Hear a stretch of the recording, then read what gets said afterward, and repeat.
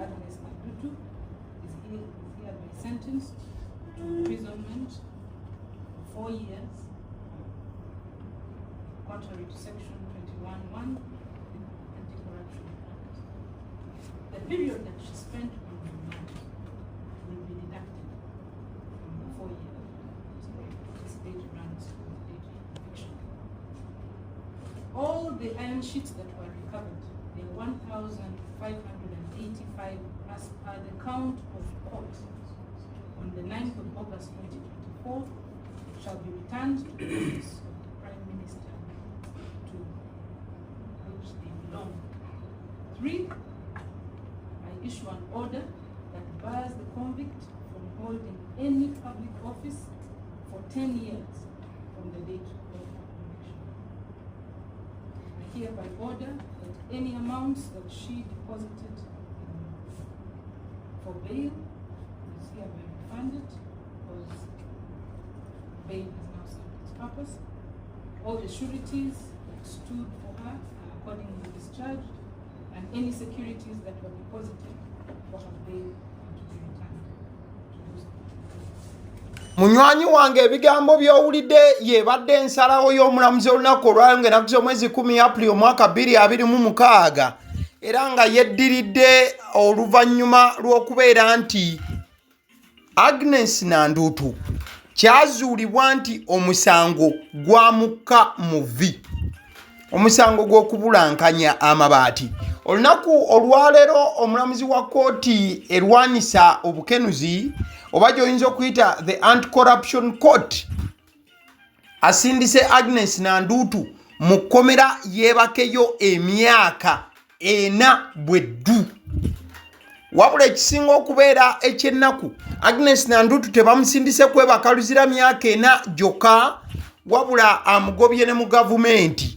Ye statement gy'oyinza okuba nga okozesa. Olw'ensonga omulamuzi alagidde nti Agnes Nandutu taddamu okubaako ofiisi ya gavumenti yonna gye yeekulubeesaako okukoleramu yadde okuyambako ku mirimu gyayo emyaka emirala 10. She has been barred from holding public office for 10 years. So Agnes Nandutu toli wakuddamu kumulaba wantu wonna ku kintu kyonna ekyekuusa ku gavumenti mbw alina ofiisi gy'akolamu, ekyo omulamuzi akimuganye n'amusindika mu kkomera yeebakeyo emyaka 4. Wabula omulamuzi wakoledde bino nga enkya y'olunaku olwaleero, bw'obanga wabadde ogobera YouTube channel eyagaliwo, nakuletedde Agnes Nandutu ng'agezaako okuba nga yeegayirira omulamuzi wamu n'okusaba ekisonyiwo okuva eri bannayuganda. Government, I would like to say I am apologetic to the appointing authority of the who entrusted me with this position to serve government. Whatever happened, I'm sorry. To the people of Karamoja, who were intended to receive these iron sheets, I'm apologetic, I'm sorry. And to the entire country, it's something that I was misled into, and I have been informed not being doing my work as I'm supposed to do. I am sorry. And the iron sheets that I received, after finding out that they were intended for the people of Karamoja Lord, I willingly returned them. I willingly told police that I have them. Okwo kwe kwotonda kwa Agnes Nandutu, wabula newankubadde nga mukazi wattu yeetonze, omulamuzi agambye nedda genda eruzira webakeyo emyaka 4. Wabula Agnes Nandutu mu kwetonda kwe yagambye nti bannange, nze gwe mulaba nze kennyini nze yajja ne neeropa ne ngamba ne poliisi nti amabaati galina, nze mbadde simanyi kiki lwaki bampa amabaati gano. Wadde Agnes Nandutu ebyo naye abyogedde n'agamba bannange, nze nali simanyi nti mabaati gali mu bukyamu. Kati mulamuzi tunuulira ensonga y'okubeera nti nze yeewawaabira onsaasire omulamuzi amugaye kale nkusaasidde eyandyebaseeyo emingi genda weebakeyo ena. Agnes Nandutu omujjukira yakolanga ku NTV nga munamawole era ng'akola akanyomero kwa Point Blank. Bw'atyo n'alondebwanga Woman MP owa Buduuda. President Yoweri Kaguta Museveni n'amuwa ekifo kya State Minister for Karamoja Affairs oba minisita w'ensonga z'e Karamoja mu 2023 ne bamukwatira mu kavuyo k'okubeera nti yali abuzizaawo amabaati agali gawerera ddala 2,000.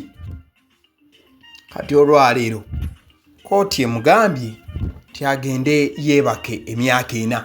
Kati omusango kitegeeza guwedde amaze okusalirwa wabula alina ennaku 14 okubeera nti ajulira. Waiswa Mufumbiro gw'olaba ku screen ate okumugjawo eno ye kesi omubiri gwa mukyala we Edith mwe gwebase eyavudde mu bulamu obw'ensi eno.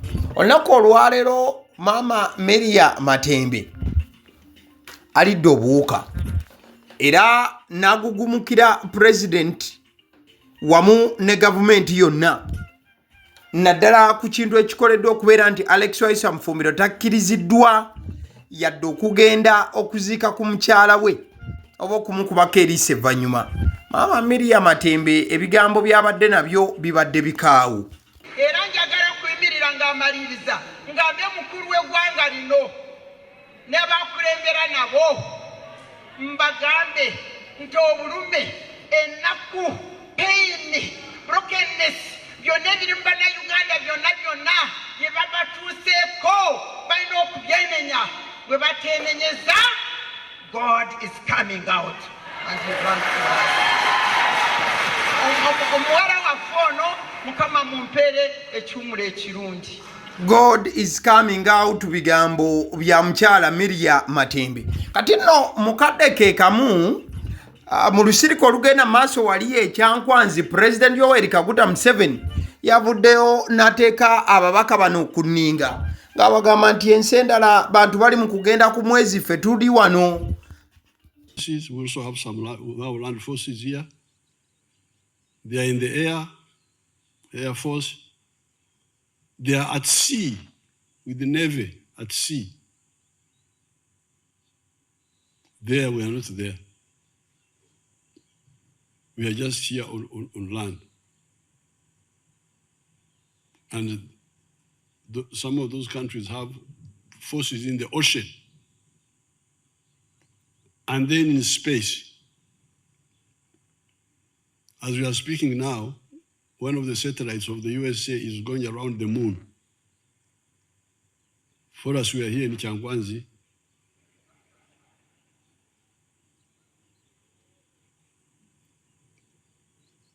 Eating macaroni or something like that, I don't know. This is very dangerous. This is very dangerous. How can Uganda have a navy? We don't even have near the water. The ones near the water don't have a navy. It's have a small coastal boats. We in land cannot do anything about it. So that's why we are saying political federation of East Africa. So that we don't want to go and fight other people, but want to go into the ocean also, big way, and find out what's happening in the ocean. After all, that ocean has got a lot of resources. Fish, what is all there. Now, we are not there. But also for security. And also go to the moon, see what are you doing here. The moon is a common property for man. But we are just here in Chankwanzi, dancing mpaka chini.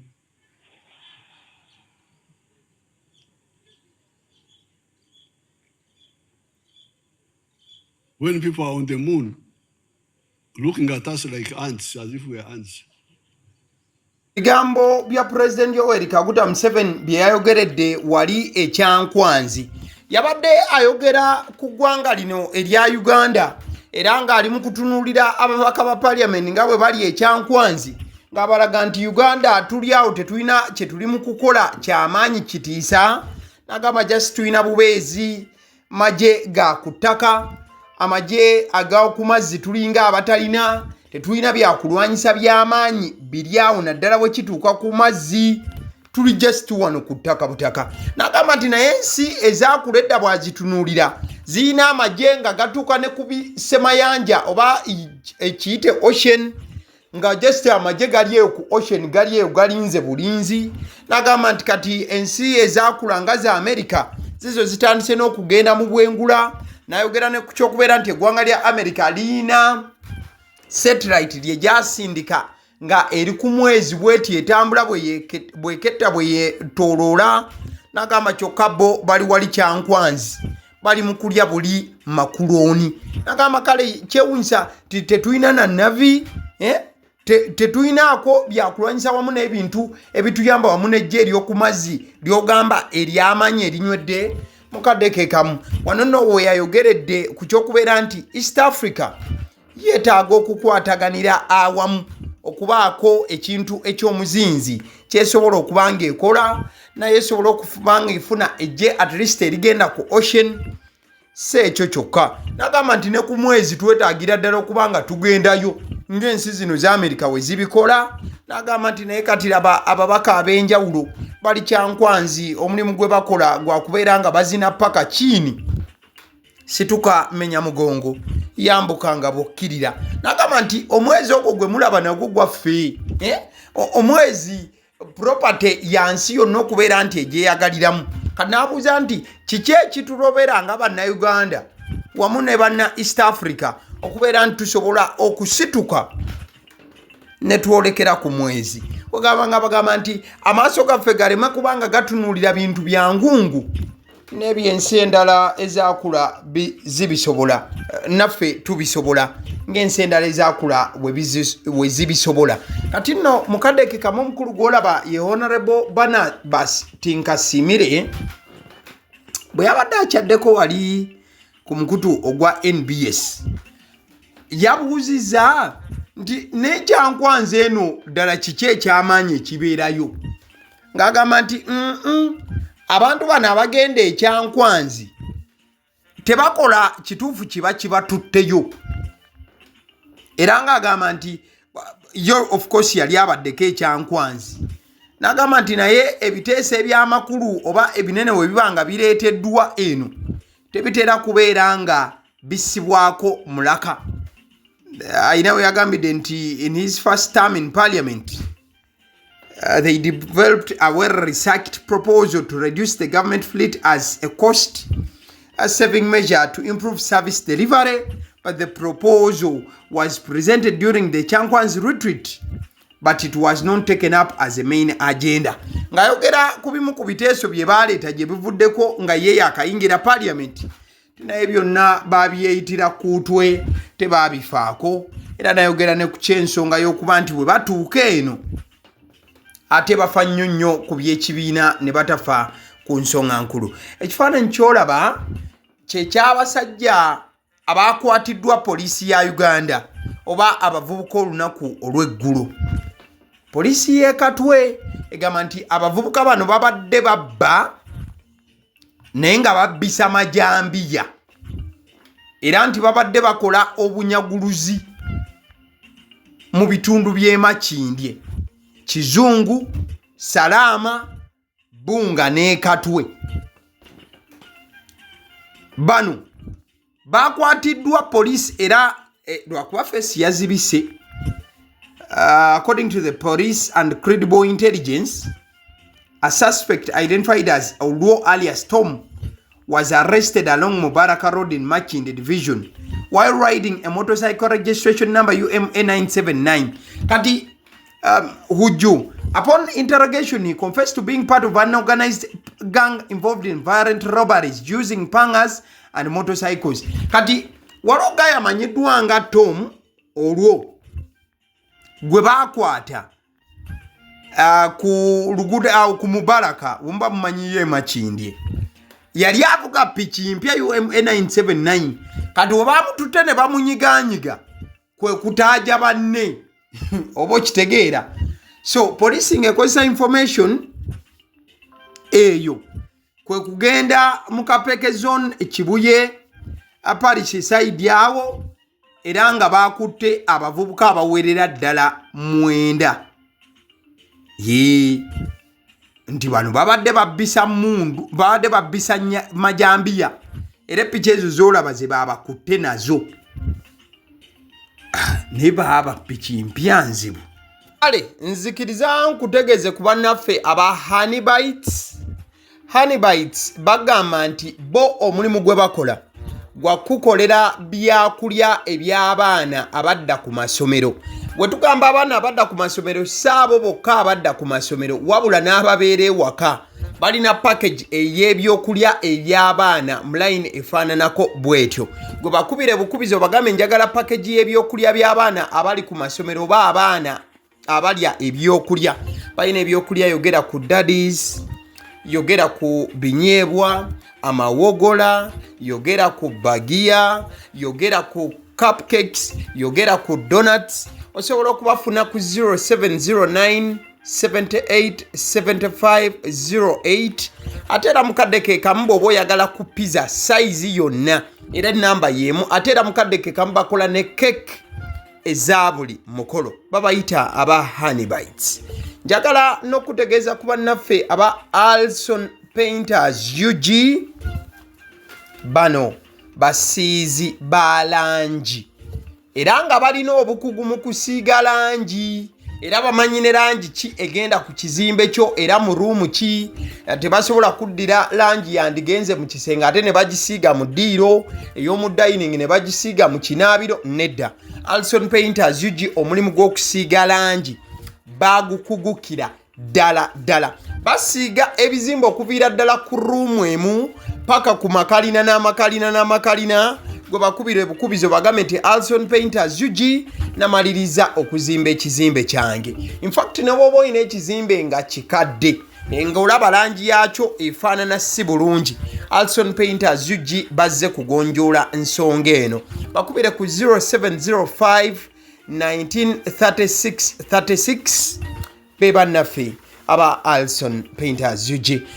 Aba Sidi Omusunsuzi ly'erinnya eryange yenze aba Sidi Omusunsuzi. Yenze atuula emabega w'omuzindaalo buli lunaku era ly'eddoboozi ly'owuliriza ku mukutu guno aba Sidi Omusunsuzi ly'eddoboozi eryo era ng'omukutu kw'oli gwe guno ogwagaliwo. Nagamba nti information yonna gy'olaba ku channel eno tetugattamu kintu kyonna ate tewali kye tutoolamu.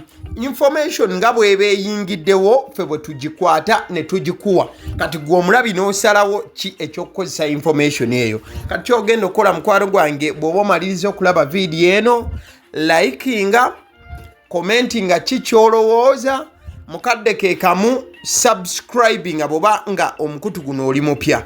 Ate era mukadde ke kamu sharingira mikwano gyo girabe vidiyo eno ate ne videos endala ku mukutu guno. Agaliwo YouTube channel mwebale kutulaba.